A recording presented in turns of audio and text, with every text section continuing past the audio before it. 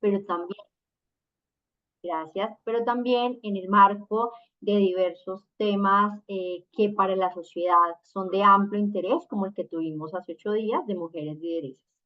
El día de hoy tenemos un tema que además fue el primer tema que tuvimos en nuestros miércoles de webinar en el mes de enero, hablando acerca de la negociación colectiva del sector público, un tema hoy de amplio interés no solo de las organizaciones sindicales y de las entidades públicas que se acercan y que están próximos a ese diálogo, a esos escenarios de negociación, sino por supuesto para todos los empleados públicos del país que están pues observando y atentos a lo que pasa en términos de las negociaciones, que en últimas pues también es con ellos, ¿cierto?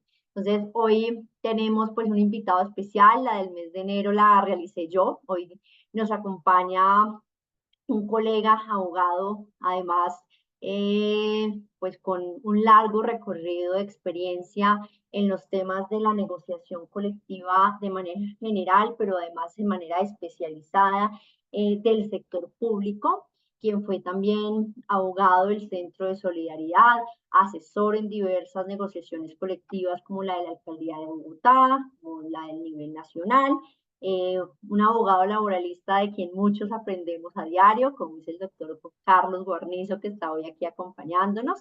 Y bueno, antes de dejarlos con él, para aprovechar este ratico que tenemos de nuestros miércoles de webinar, recordarles que en redes sociales nos encuentran como Red Acción Colectiva, tanto en Instagram, Facebook como en X. Somos una corporación integrada especialmente por mujeres, constituidas y fundadas desde el mes de enero, que estamos trabajando en posicionar todo un tema de consultoría y asesoría en torno a temas estratégicos de los derechos laborales, de los derechos humanos, pero con un enfoque o con una serie de enfoques muy especializados, como es el enfoque de género y como es el enfoque preventivo, que es una mirada que poco se da en muchos escenarios del derecho. Entonces, muchas gracias por acompañarnos. Les recomendamos que nos sigan en redes sociales para enterarse de todos nuestros eventos. Al final de la intervención de nuestro colega les hago un par de anuncios súper interesantes sobre la asesoría en este tema de negociación colectiva del sector público, pero pues no quiero extenderme más y mejor empezar a escuchar acerca de las estrategias, porque un poco lo que vamos a hablar hoy no es solamente como el ABC o los artículos que ustedes ya conocen del decreto, sino qué estrategias, cómo entenderlo, cómo abordar esa ruta de la negociación colectiva del sector público para cualquiera de las miradas o de los lados. Y para eso, bueno, gracias, mi doctor Carlos, por aceptar la invitación. Bienvenido a este espacio de los miércoles de webinar. Stephanie, muchas gracias. Para mí es un placer estar aquí compartiendo con ustedes eh, un conversatorio una conversación que vamos a tener sobre las estrategias para los temas de negociación.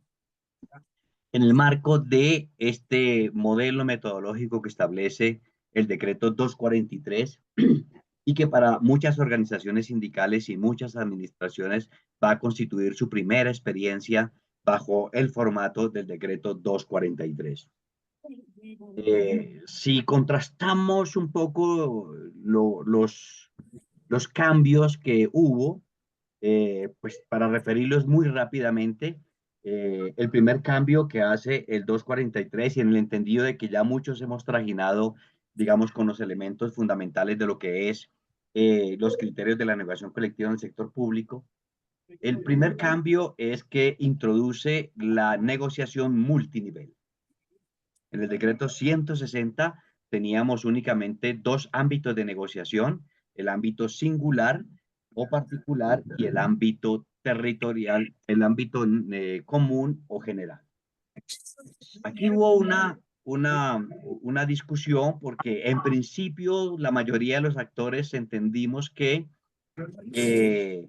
la negociación general o común se predicaba de el orden nacional, o sea, la negociación que se hace directamente con el gobierno nacional pero también entendíamos que era la negociación que se hacía con las alcaldías y las gobernaciones. Sin embargo, posteriormente, un concepto de la función pública eh, eh, concluyó que la única negociación común o de carácter general era la negociación que se hacía en el orden nacional y que en consecuencia todas las negociaciones que hacían las gobernaciones para todos los empleados de, de ese departamento o aquellas negociaciones que se hacían en las alcaldías o distritos eran de carácter singular y en consecuencia allí en principio debían concurrir única y exclusivamente los sindicatos de primer grado. Eh, el decreto 243 intenta corregir eso, pero además promueve dos nuevos ámbitos de negociación. Y es la negociación territorial y la negociación sectorial. Entonces, tenemos que ahora sigue existiendo la negociación singular o particular a la que concurren los sindicatos de primer grado y que se da a nivel de las entidades propiamente dichas. Entonces, la negociación que se hace en el Ministerio de Educación, en el Ministerio del Trabajo, en el SENA, en el Departamento de Prosperidad Social, qué sé yo, en la Alcaldía de Bogotá, por ejemplo, en la Secretaría de Educación o en la Secretaría de Salud, son negociaciones singulares. Cambia aquí también una cosa muy importante y es que de conformidad con el decreto 160, pues no había un número máximo de negociadores. Y esto generaba un nivel de conflictividad muy grande en las negociaciones propiamente dichas. Este decreto pretende resolver esa dificultad acotando el número de negociadores. Y entonces ahora esa negociación en el ámbito singular, Que siempre nos esté con nosotros. Sí. perdón, en el ámbito singular, esa negociación en el ámbito singular tendrá máximo 10 negociadores. Luego diremos un poco cuáles son los criterios para determinar la conformación de los negociadores. Tiene también la negociación sectorial y es aquella que se debe realizar en la administración atendiendo la estructura del Estado que tenga cada una de las administraciones. Entonces, por decir algo, en la alcaldía de Cali, la negociación sectorial tiene que enmarcarse, circunscribirse a los sectores que la alcaldía de Cali tiene como tal. En la alcaldía de Bogotá igual, y por supuesto que hay una serie de sectores plenamente identificados en el gobierno nacional y allí se harán esas negociaciones sectoriales. Esas negociaciones sectoriales se predicarán y aplicarán a todos los trabajadores o empleados públicos mejor de ese sector. Y aquí también hay una acotación, y es que esa negociación sectorial podrá tener hasta 25 negociadores. Existe también la negociación de carácter territorial, que es básicamente la que quiere resolver la discusión que produjo el concepto de la función pública. Y entonces ahora la negociación territorial es la que se hace a nivel de los entes territoriales. Y es aquella que ocurre en las alcaldías, en los distritos especiales y en las gobernaciones. Aquí ahora la conformación de esa comisión negociadora será de 20 negociadores. ¿Sí? Y también abarcará a todos los servidores de ese territorio determinado. ¿Sí? Ese es el otro cambio fundamental que tiene la negociación. Quiero dar como algunos tips que nos parecen muy importantes. Creo que ahí está bien el tema. El primer tema nuevo que hay en este decreto es que las organizaciones sindicales deben hacer una manifestación previa cuando radican, pero se sigue manteniendo que el pliego se aprueba en la Asamblea General. Igualmente en esa Asamblea General se aprueba o se designan los negociadores, que el pliego tiene que presentarse dentro de los 2 meses siguientes a la aprobación en la Asamblea y por eso es muy importante que en los términos de compromisos que deben tener las organizaciones sindicales, se cumplan los siguientes compromisos o requisitos. El primer requisito, hemos insistido hasta la saciedad en eso, es que la organización sindical, con la radicación del pliego, tiene que hacer una manifestación expresa de que tiene la intención de unificar el pliego y la comisión negociadora. Ese es hoy por hoy un requisito de procedibilidad. No hacer esa manifestación puede eventualmente hacer que esa organización o ese grupo de organizaciones queden por fuera del proceso de negociación. Es un requisito de procedibilidad, o sea, es un prerequisito, la manifestación. Y por supuesto que con esa manifestación, dentro de todos los criterios del principio de buena fe, pues no solo es un escrito de una afirmación para cumplir un requisito, no, debe llegarse a el proceso de unificación de pliego y de la comisión negociadora con la clara intención de unificar el pliego y de unificar la comisión negociadora. Digo esto porque muchas veces uno se encuentra con organizaciones que tienen ya una mayoría de representatividad y se niegan a atender ese proceso de unificación del pliego. ¿En qué momento estamos hoy? Para precisar esto, ¿en qué momento estamos hoy? El 31 de marzo venció el término para presentar pliegos en cualquiera de los niveles de negociación que hemos señalado. Está, por supuesto, el orden nacional, que tiene una comisión negociadora de máximo 40 negociadores. Acuérdense que hubo cerca de 1.200 en la negociación anterior. Y es un poco eso lo que quiere corregir este decreto. El 31 de marzo venció el término para presentar los pliegos. Ese día también venció el término para hacer la manifestación de... sí, por favor, cierren los micrófonos.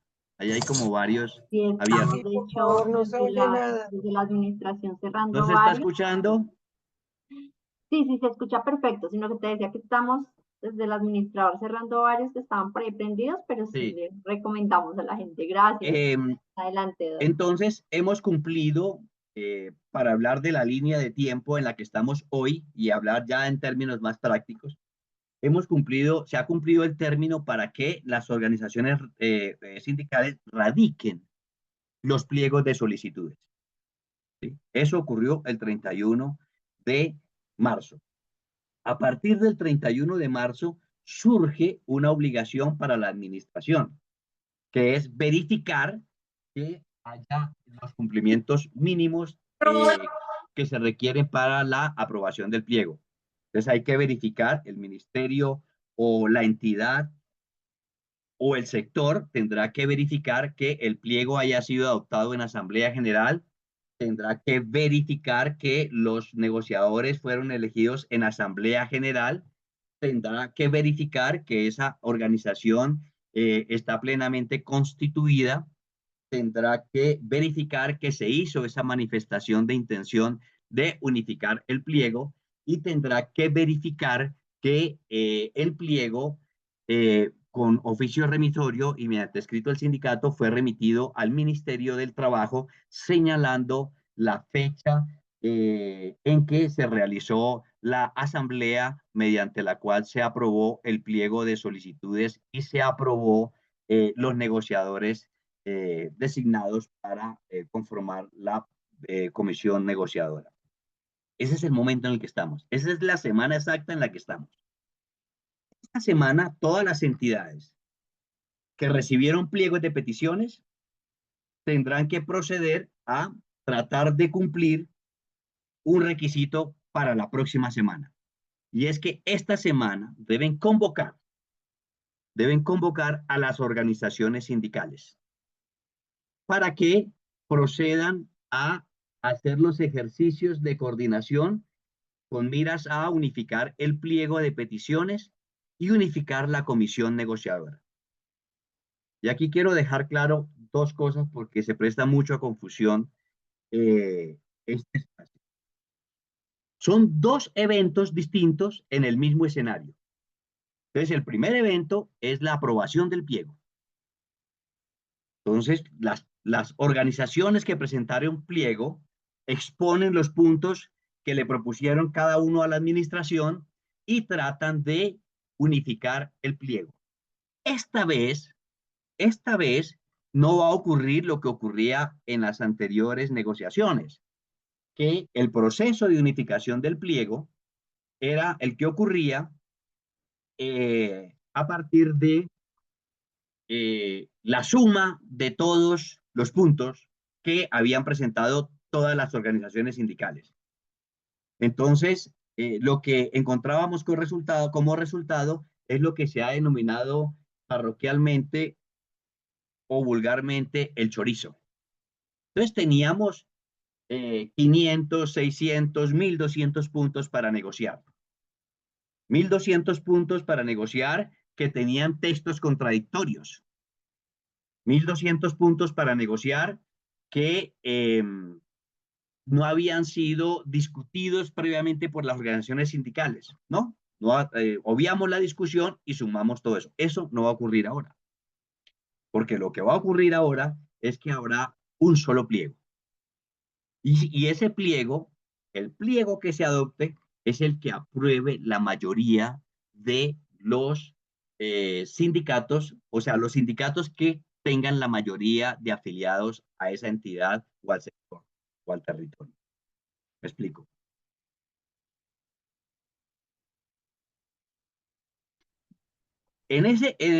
Son dos pasos. Estamos hablando del primer paso, que es el de la aprobación del pliego. ¿Sí? En esa aprobación del pliego, en la unificación del pliego, el pliego que va a adoptar y que tiene que asumir la administración para discutir con las organizaciones sindicales es el pliego que sea aprobado por la mayoría. Si no lograron ponerse de acuerdo todas las organizaciones sindicales para tener un solo pliego y nos encontramos que hubo grupos y que de 5 o 6, 7 pliegos quedaron al final 2 o 3, de esos 2 o 3 solo va a ser atendido, solo va a ser discutido el que haya sido aprobado por los sindicatos que agrupen la mayoría de los afiliados de esa entidad, de ese sector, de ese territorio o del gobierno nacional.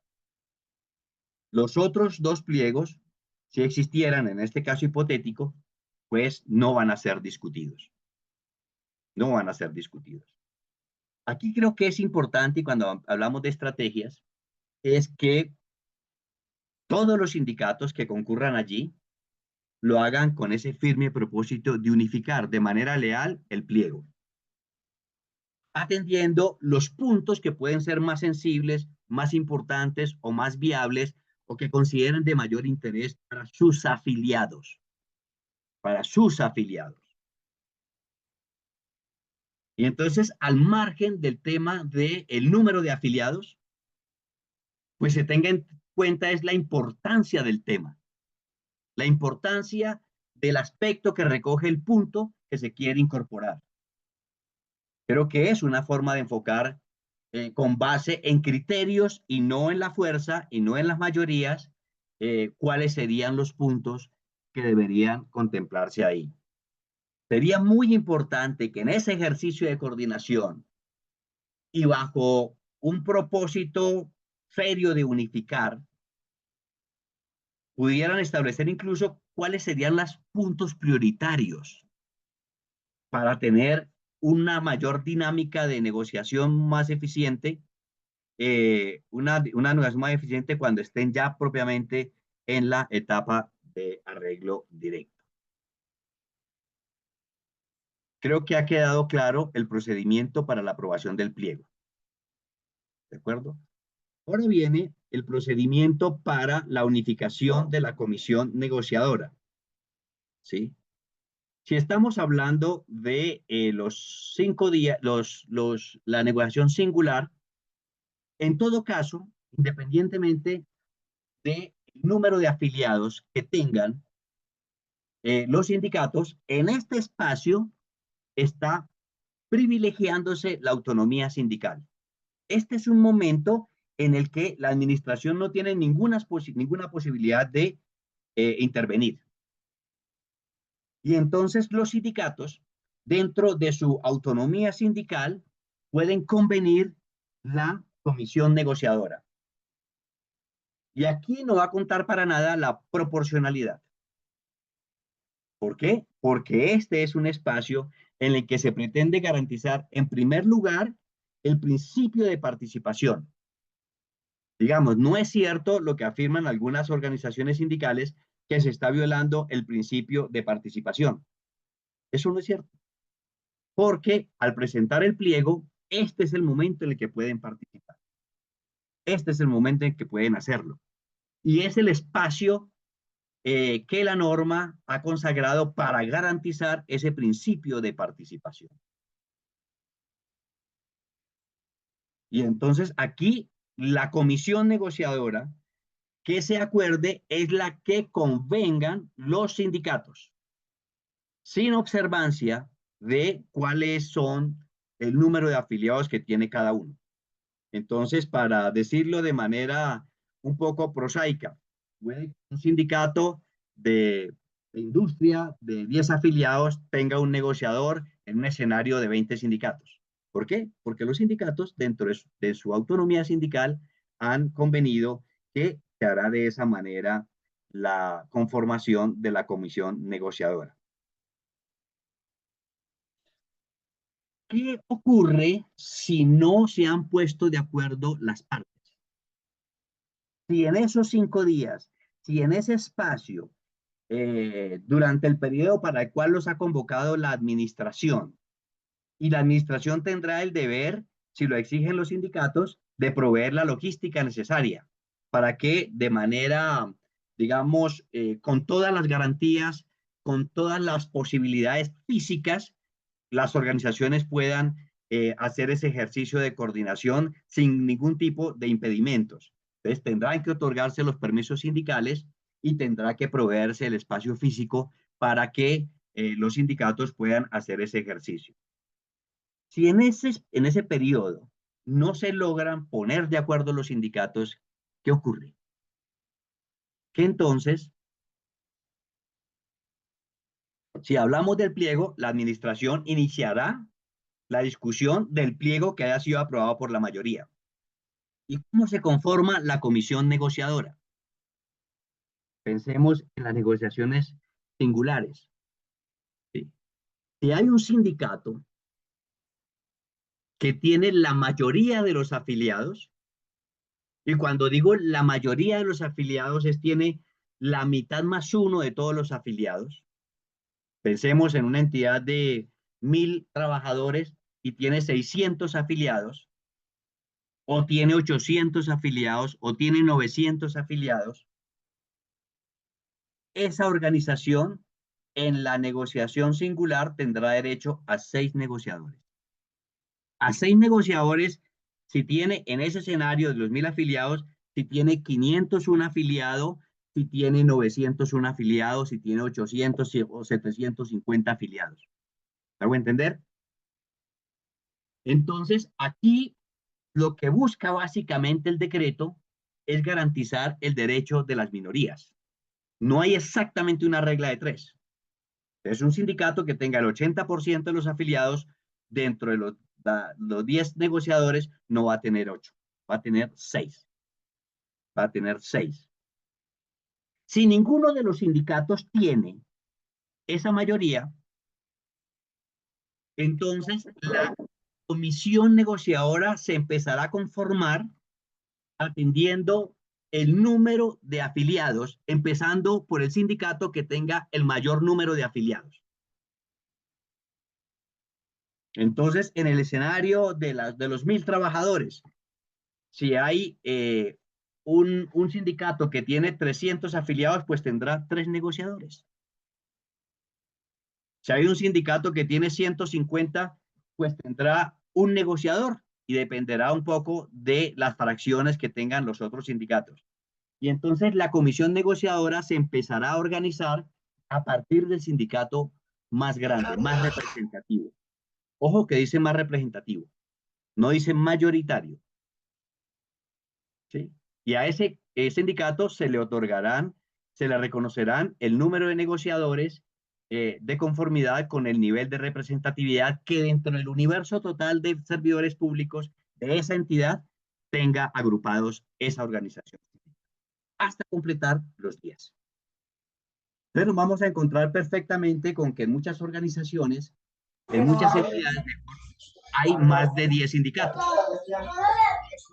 Y por supuesto que no van a quedar, Sofía, por favor. Ah, no, ya apagó. Y no van a quedar incluidos ni van a estar representados en esa comisión negociadora, porque son más de 10 organizaciones. Y entonces allí estarán aquellas organizaciones que tengan el mayor nivel de representatividad hasta la 10ª que tenga ese nivel de representatividad. Y así quedará conformada la comisión negociadora.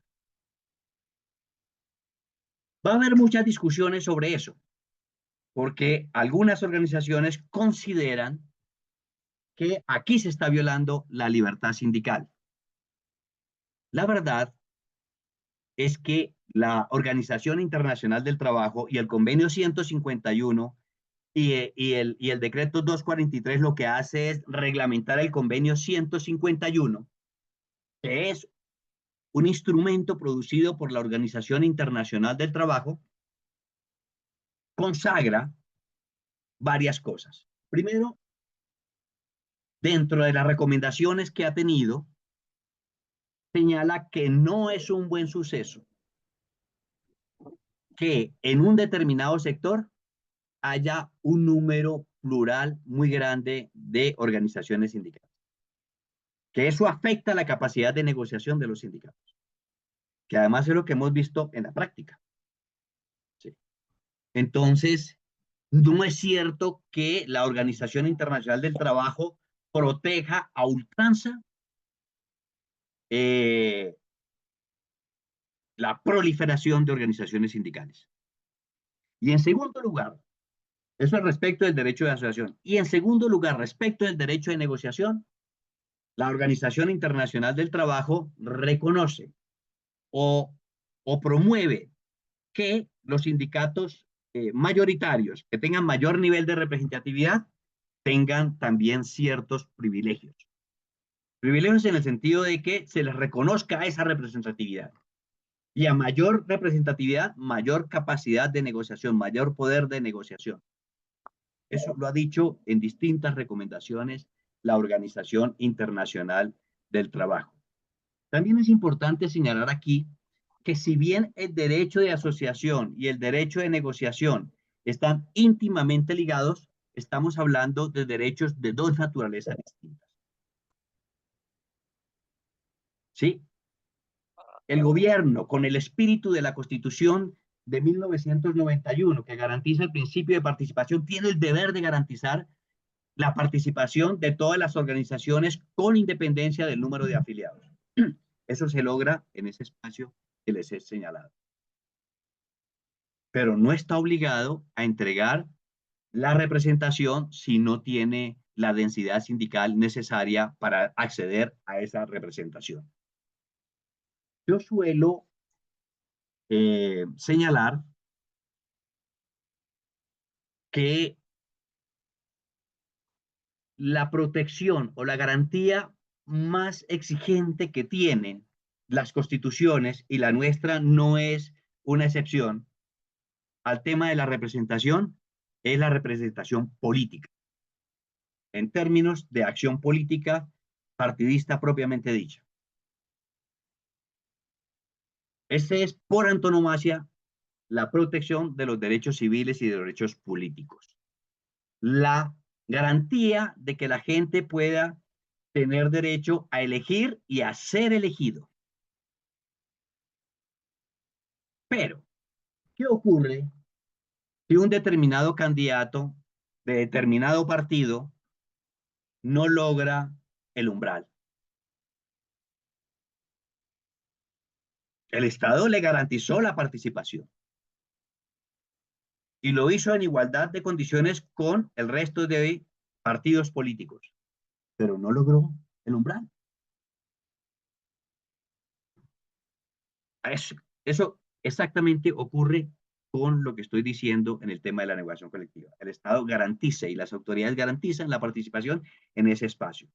Pero si no logra el número de afiliados o el número de votos en el escenario político, pues no va a tener derecho eh, a una curul en el Congreso, en el Senado, en la Cámara, en la Asamblea, en los consejos municipales o distritales. No tiene derecho. Y no puede afirmar por esa situación que el Estado le está violando el principio de participación y de representación. Es más, uno se encuentra con que muchas veces los candidatos tienen que hacer colectas para lograr pagar las obligaciones económicas que surgieron como consecuencia de créditos solicitados para financiar las campañas. ¿Por qué? Porque ni siquiera hay lugar a la reposición de votos. Quiero que señalar eso porque nos vamos a encontrar con mucho con esa discusión y creo que cuando se estaba elaborando el decreto hubo muchas discusiones sobre ese tema y no resulta cierto esto. Yo invitaría dentro de las estrategias de negociación que por más plurales que sean las organizaciones, hagan el esfuerzo de unificar tanto el pliego como la comisión. Que hagan ese esfuerzo. Porque si no, lo que van a introducir son elementos de conflictividad y de distracción para tener una negociación eficiente. Yo digo porque he advertido en muchas negociaciones que la situación de la pluralidad de organizaciones sindicales no se expresa como el buen suceso que representa la diversidad de opiniones, sino que esa pluralidad de organizaciones va acompañada de una enorme polarización. Y entonces, la primera situación que se observa cuando se adelantan los procesos de negociación es un elevado nivel de confrontación entre las organizaciones sindicales. Y eso debilita a las organizaciones sindicales. Y eso impide incluso que la administración, si tiene el mejor propósito de construir un acuerdo, logre hacerlo de manera eficiente. Entonces, por eso yo recomiendo a todas las organizaciones sindicales que hagan los esfuerzos por unificar esto y que lleguen como un solo cuerpo a la negociación. Si lo decimos en términos de trabajadores, compañeros, es la mejor forma de honrar la conciencia de clase. Esa pluralidad y esa polarización, ese nivel de confrontación interna, no va a ser un buen elemento que facilite los procesos de negociación. Esa es mi recomendación.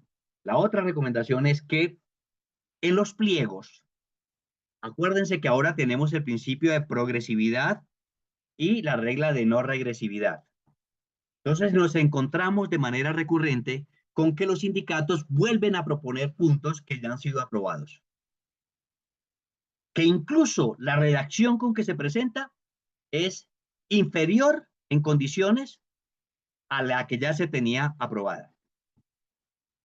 Y entonces, por desconocer ese precedente, por desconocer el hecho de que la administración está obligada a honrar y a respetar los acuerdos previos que se han firmado, terminan mejorando las condiciones de empleo de sus afiliados.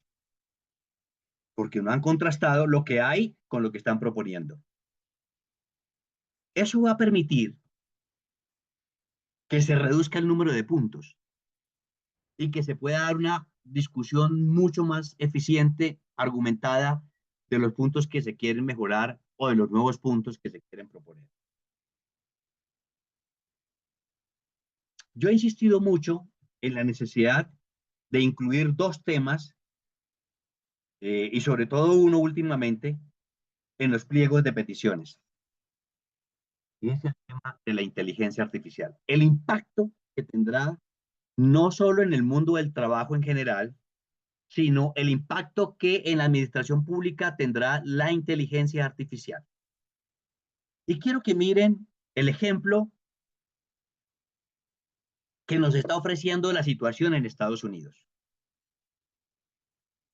En Estados Unidos hay un gobierno que no representa al Partido Republicano. Ahí es un gobierno que representa a las corporaciones y lo hace de la mano de uno de los multimillonarios.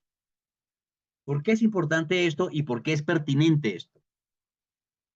Porque lo que está haciendo Elon Musk a través de Doge, que es una agencia especial que han creado para la reestructuración del Estado norteamericano, y que lo que van a hacer es una serie de recortes de empleos, 200.000 empleos, y que han entrado pues a saco a eliminar esos empleos, sin observar ni siquiera los derechos de los trabajadores. Lo hacen porque todas esas actividades las van a reemplazar por inteligencia artificial. Entonces, van a liberar una serie de recursos, van a eliminar una serie de cargos y las actividades que cumplían esos cargos van a ser cumplidas ahora a través de la inteligencia artificial y pagada con esos recursos que está liberando la eliminación de esos cargos. No estamos exentos de eso en el Estado colombiano. Ya acordémonos que hace 30 años ocurrió una transformación dramática en el Estado colombiano, que fue la transformación que ocurrió por cuenta de la imposición del modelo neoliberal que incluyó la Constitución de 1991 y que significó no solo la privatización de muchas entidades públicas, sino que significó también la eliminación de muchos puestos de trabajo. Recordemos que en aquella época los trabajadores oficiales eran una fuerza laboral poderosa que competía incluso casi que en igualdad de condiciones con la fuerza laboral que significaban los empleados públicos. Hoy son una masa muy residual. El número es muy marginal. Y aquí vamos a asistir necesariamente a una transformación muy grande. Quiero decir esto porque la mayoría de las organizaciones sindicales hoy por hoy se están centrando en las garantías sindicales. En la alcaldía de Bogotá, en algún momento de los 40 días de negociación y los 17 días efectivos, 15 estuvieron hablando de garantías sindicales. Y creo que la recomendación que yo haría es que se centren en los problemas fundamentales de los servidores públicos, en cómo enfrentar a través de acuerdos laborales y llenar de protección a los servidores públicos frente a esos grandes desafíos que tiene hoy la administración pública por cuenta de todas estas transformaciones. Quiero insistir en la necesidad de entregar también las certificaciones del número de afiliados. Hoy las confederaciones y las federaciones deben entregar información de cuántos sindicatos tienen federados o cuántas federaciones confederadas y cuántos afiliados tiene cada uno de esos sindicatos. Esa información que aporten las organizaciones sindicales en la negociación singular, por supuesto que tendrán que decir cuántos afiliados tiene cada organización de las que está concurriendo, porque además es el criterio para establecer el nivel de representatividad. Y entonces, la administración ahora tiene una posibilidad para determinar criterios de representatividad. ¿En qué consiste? Consiste en que la administración indaga en todas las entidades cuántas cuotas sindicales se descuentan y con destino a qué organizaciones. Y el resultado de esa información será contrastada con la que aporten las organizaciones sindicales.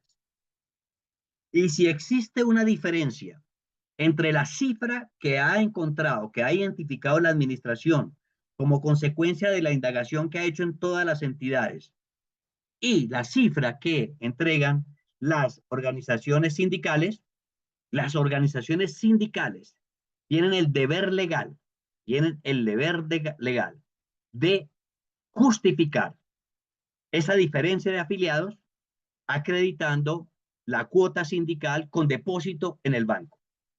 Si la organización sindical no hace eso, puede ser excluida, debe ser excluida del proceso de negociación. Es una carga legal que se tiene. Y quiero decir que lo que se tiene en cuenta es la cuota sindical, no la cuota federal ni la cuota confederal. Porque la cuota sindical es la que va a determinar el número de afiliados y es lo que va a determinar la representatividad. No es a cuántas federaciones o a cuántas centrales está afiliada la organización sindical, sino es cuántas cuotas sindicales, cuántos afiliados de carne y hueso tienen. Entonces, la lógica aquí, el enfoque es en los individuos y no en las personalidades jurídicas. Y en los individuos simplemente justificados en ese proceso de negociación en la medida en que cada uno de ellos o las organizaciones justifique, explique y pruebe que son afiliados en la medida en que tienen cuota sindical con depósito en bancos. Quiero dejar por ahí para que tengamos un espacio de preguntas. He hecho una charla muy genérica porque me parece que todos aquí conocemos de alguna manera la normatividad y lo que quisiéramos es conocer un poco más las vicisitudes que nos ofrece este nuevo escenario del decreto 243. Muchas gracias.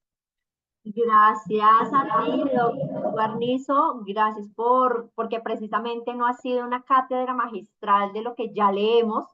Esa es un poco la apuesta de este espacio y la apuesta de esta corporación.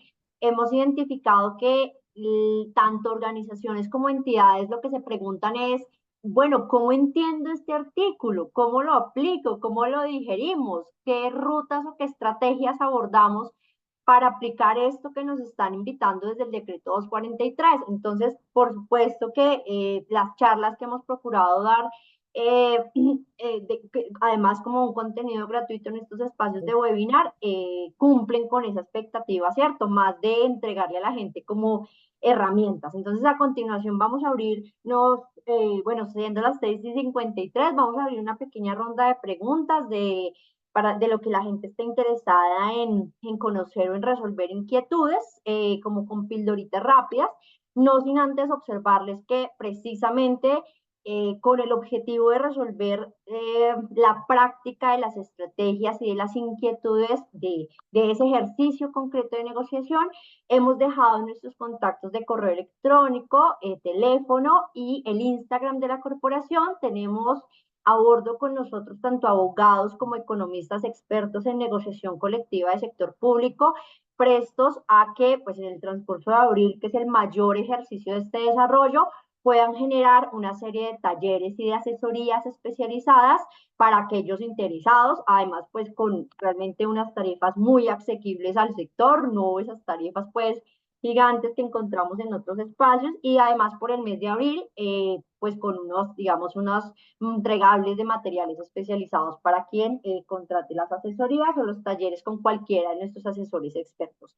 Entonces, levanten por favor la manito. Creo que había ya una pregunta en el chat. Voy a leerla mientras que hay interesados y pueden levantar la manito. Había una pregunta que decía, ¿qué pasa si no se cumplieron los requisitos, supongo, al momento de radicación del correspondiente pliego o pliegos? Esa es como la primera pregunta que nos hacen. La segunda pregunta dice, dado que el decreto busca hacer el proceso de negociación más equitativo, ¿qué desafíos pueden surgir en su implementación y cómo podrían ser abordados tanto por el Estado como por las organizaciones sindicales? Tenemos por lo pronto estas dos preguntas. No sé si quieras irlas abordando, mi doctor Guarnizo, mientras vemos si hay manitos levantadas en el espacio. Sí, y luego me repite la segunda porque como estoy anotando la perdí. Pero bueno, ¿qué No te pasa si no se preocupes, cumplen?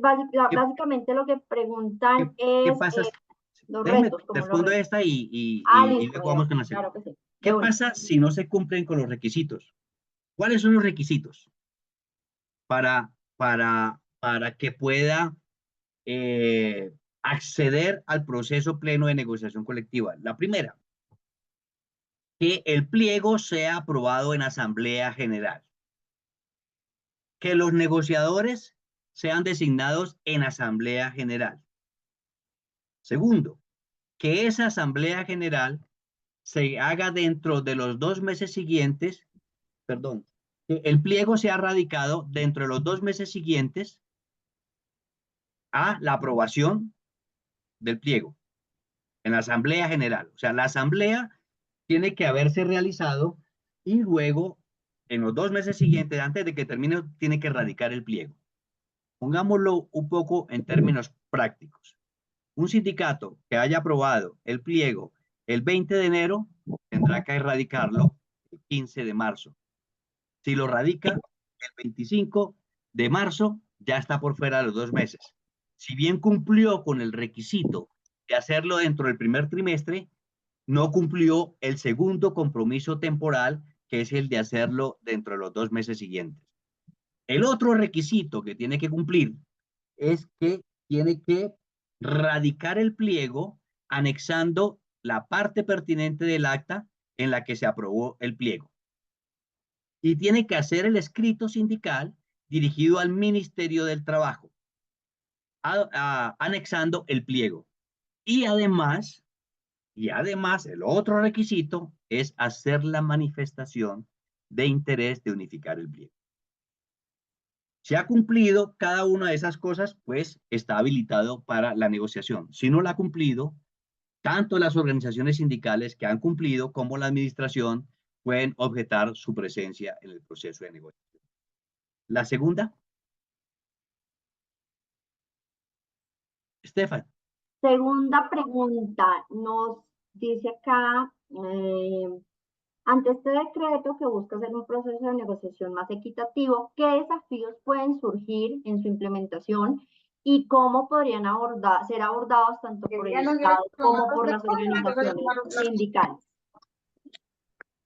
Volví a perder el hilo. No, tranquis, por lo que sonó un micrófono. Digamos, la pregunta es ante este decreto, ¿cuáles son esos retos que surgen tanto para las entidades como para las organizaciones sindicales? Ese es un poco esa para su implementación y cómo pueden ser abordados.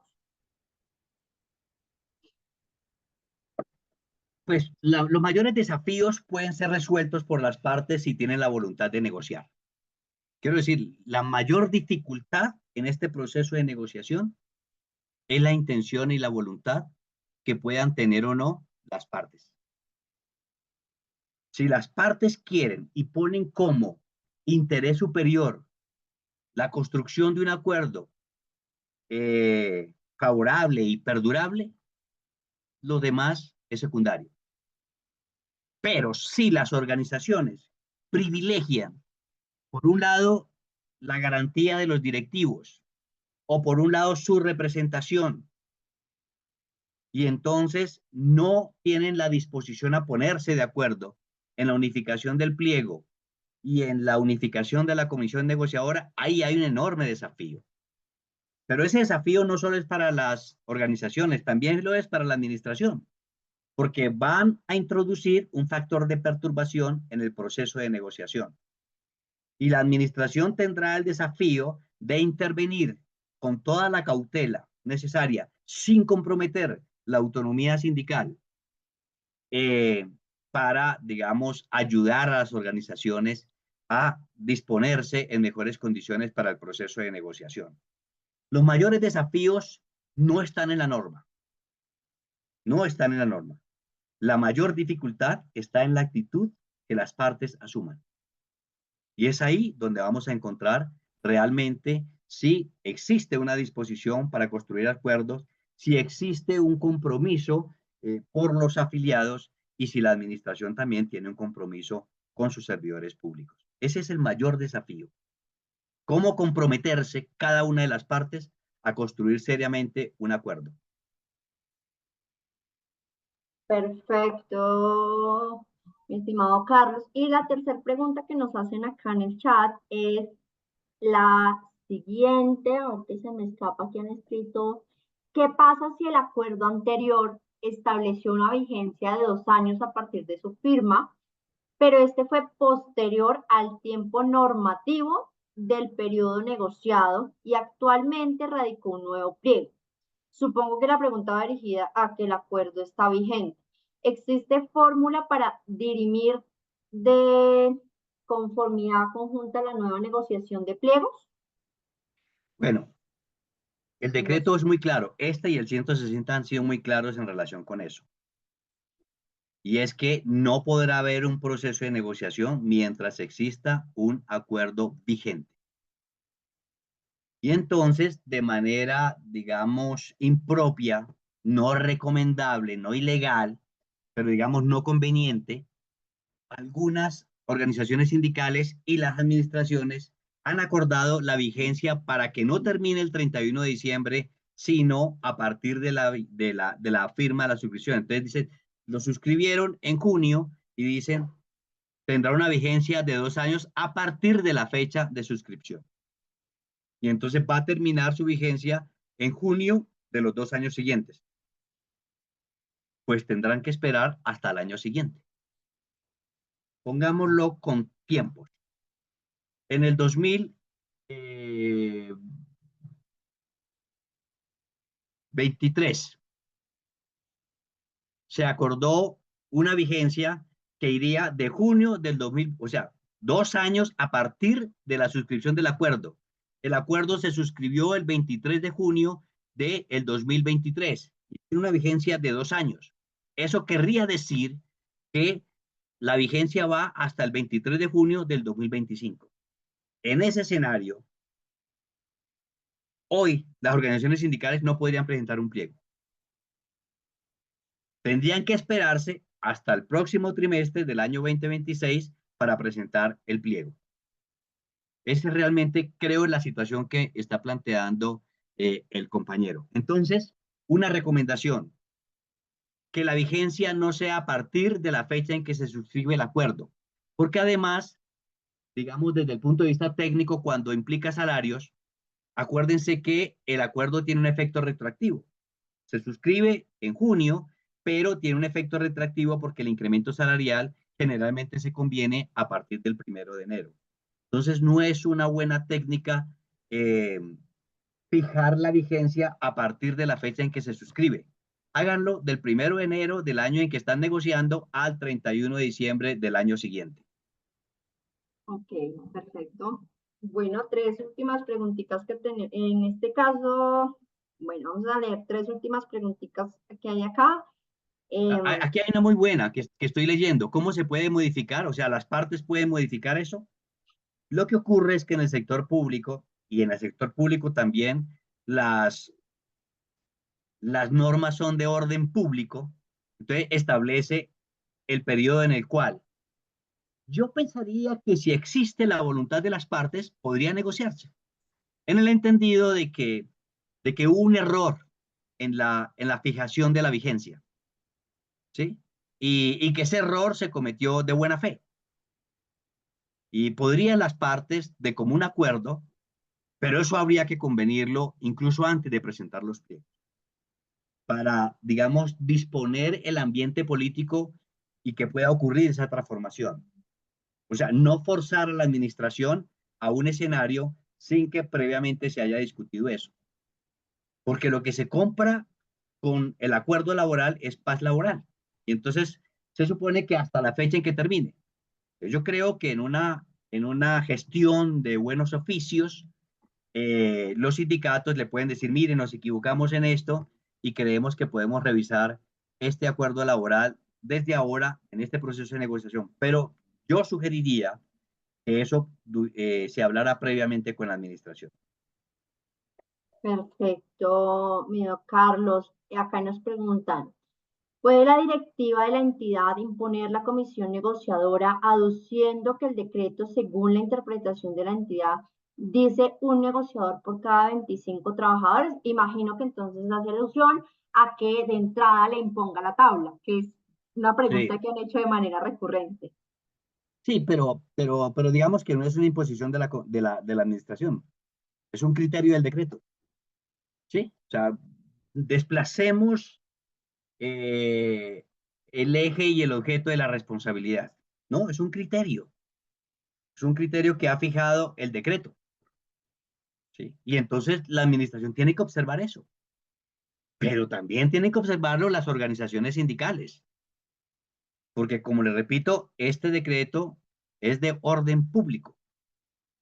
Y entonces no es que la administración imponga la comisión negociadora, es que la comisión negociadora se tiene que conformar si no logran un acuerdo autónomo de autocomposición entre los sindicatos, pues hay unos criterios para conformar esa comisión negociadora y son los que deben seguir más que la administración, las organizaciones sindicales. No obstante, tu claridad es muy importante porque es un poco reiterar el criterio de que en primer momento es autonomía, si y presenten la unificada, como tú bien explicabas al inicio, pero si no la presentan unificada, sí por factores de proporcionalidad y representatividad es que se aplica la tabla, tanto para entidades como para sindicatos. Esa aclaración que hace Guarniz es bien importante. Siguiente pregunta que nos hacen acá es: el decreto establece que si la entidad recibe pliegos de otra entidad, deberá remitirlo al competente. ¿Qué pasa si es de entidades territoriales? ¿Debería remitirse a todos los municipios y departamentos? Sí, claro, o sea, es un deber de la administración remitirle, o sea, si la administración recibió un pliego del cual no es competente, debe remitir o el pliego o los puntos a la entidad competente. Perfecto. Bueno, tenemos una última pregunta acá. Hay una aseveración que hace Yolanda que me parece importante y no sé si hay alguna Diferente a esto, la manito administración puede hacer levantada. dos cosas, ¿cierto? Sí. Pensemos en que hay un pliego que tiene puntos de las cuales es competencia esa autoridad y otros que no son su competencia, ¿sí? Ah, ok. Entonces, Perfecto. cuando se aborda el punto, la administración puede decir perfectamente, mire, yo no puedo abordar este punto porque no soy la autoridad que tiene la facultad para conocer de esa aspiración que tiene la organización sindical. O puede remitir el punto a la autoridad competente. ¿Sí? Eso se vuelve un galimatías. ¿Sí?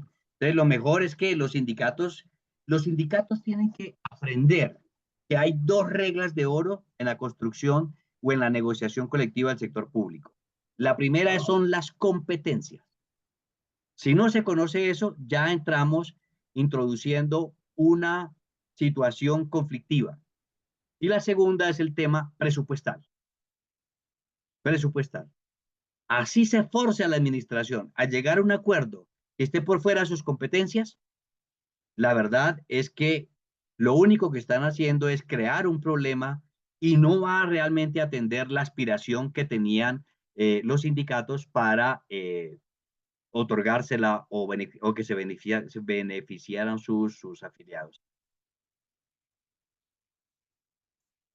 Perfecto, mi Guarnizo. Finalmente, se nos va agotando el tiempo en este webinar. Un comentario y una pregunta importante que hacen acá. Primero el comentario, pero si se unificó la comisión, ¿por qué la administración rompe la autonomía? Eso se acabó de mencionar precisamente. Si la comisión única, de pliego único, pues es radicada por la organización sindical o las organizaciones sindicales bajo el marco de esa autonomía, pues es esta, claramente la que debe ponderar. No sé, Medoc, si quieres algún comentario ahí, pero pues si no se Sí, presenta, es sí. el caso Si donde los se aplica la sindicatos, tabla.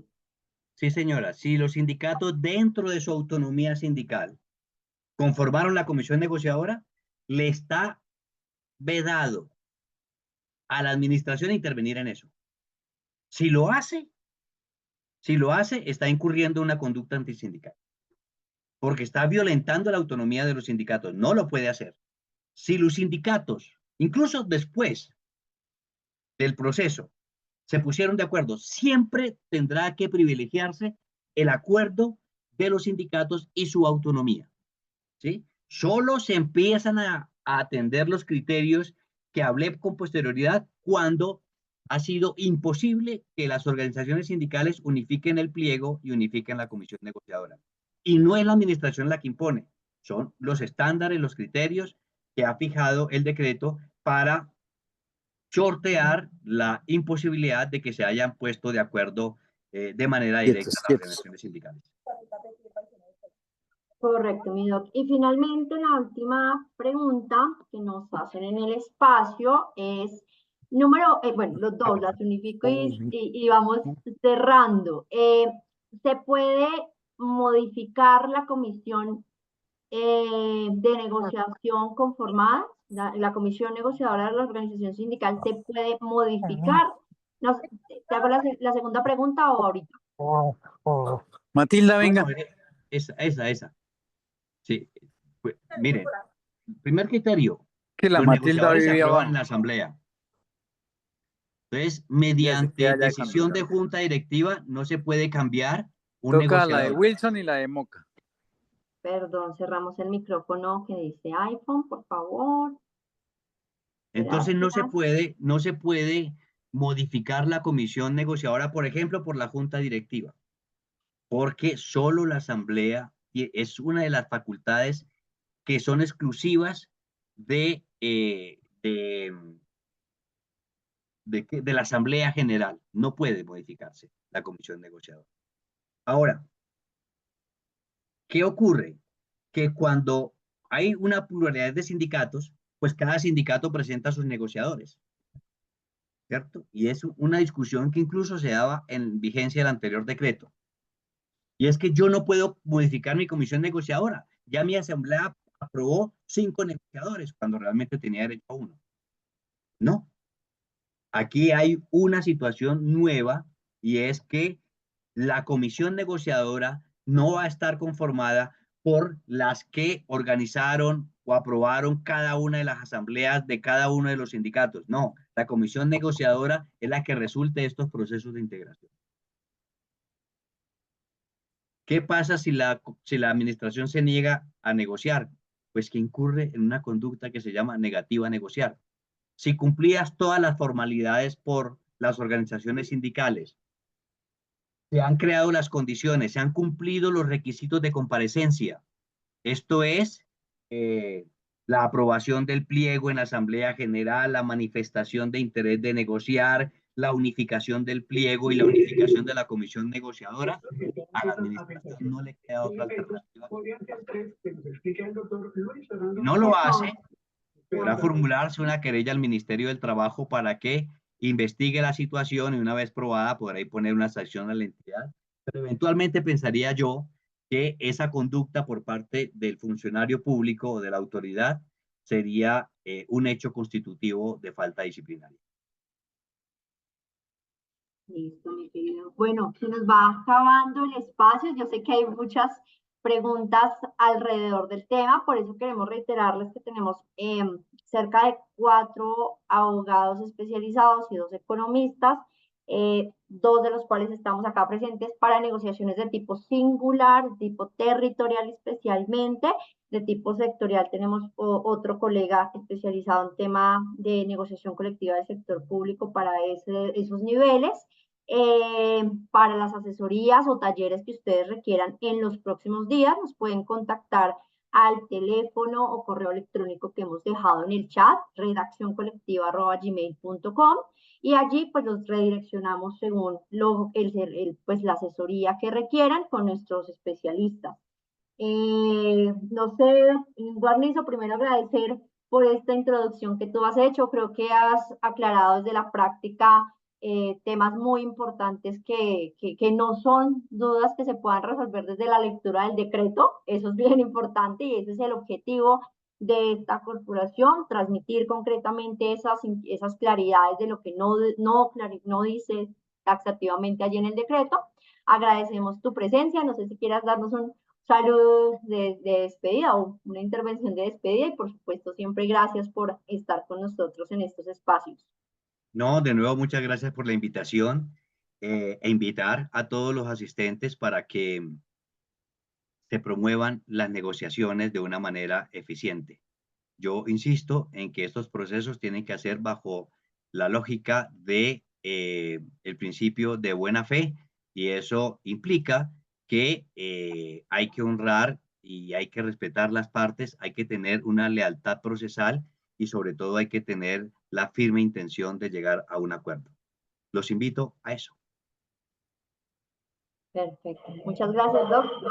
Están en el chat nuestros datos. Feliz noche para todos. Gracias. Gracias por acompañarnos el día de hoy. Gracias, doctor Jaime Bobadilla. Feliz noche. Muchas Muchas Gracias. gracias. Buenas Muchas noches. gracias, muy Gracias. amable. Buenas noches. Feliz noche. Gracias. Muchas gracias.